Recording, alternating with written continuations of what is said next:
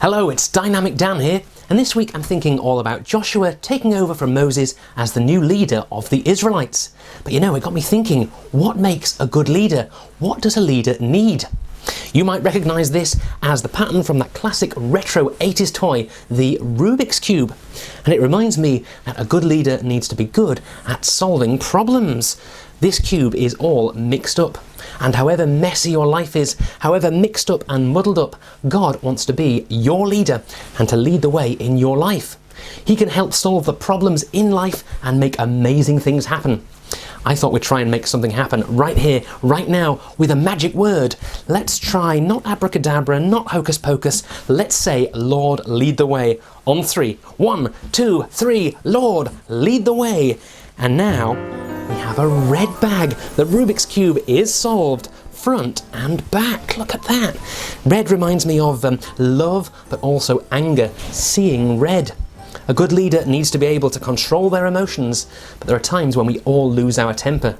But the great news is that just as Jesus calms the storm in that story, he can calm our emotions through his love. Let's try again. Even though the Rubik's Cube's solved, let's see what happens if we say it again. 1, 2, 3, Lord, lead the way.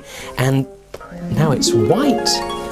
This reminds me of giving up, surrendering, waving the white flag. But a good leader never gives up, and God will never give up on us. Even when things get so bad, we feel like giving up.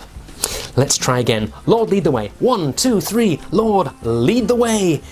Now we have blue. When it comes to sin, we all get things wrong. We all blew it at one point or another. But the great news is, with God in our life, with God as our leader, he gives us another chance, and we are forgiven.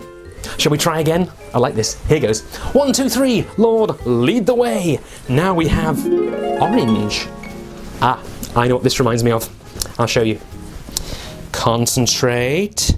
Concentrate. Concentrated orange. You know, like the squash. It was a joke.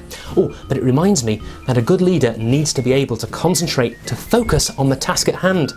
And there are lots of things in life that distract us, that take us away from our relationship with God. The important thing is we should always focus on God himself. Let's try again. How many colours are there? This might go on forever. Okay, 1, 2, 3, Lord, lead the way. Now we have green. This reminds me of that superhero, the Incredible Hulk. Everyone go, Hulk smash! Don't really smash anything though. But this reminds me of strength. A good leader needs to be strong. But there are different kinds of strength. It's not just about having big muscles. We can have strength on the inside too. But of course there are times when we feel weak, but God can help us to feel stronger. Shall we try again? Okay then. On 3, 1, 2, 3, Lord, lead the way. Now we have yellow. Yellow, this reminds me of custard, The Simpsons, but also being brave. Years ago, people used to call cowards yellow-bellied. But actually, none of us are brave all the time, but God can help us to feel more brave when we feel scared or worried. Let's try again. Let's make this the last time though. 1, 2, 3, Lord, lead the way. And now we have, it's all mixed up again. Front and back.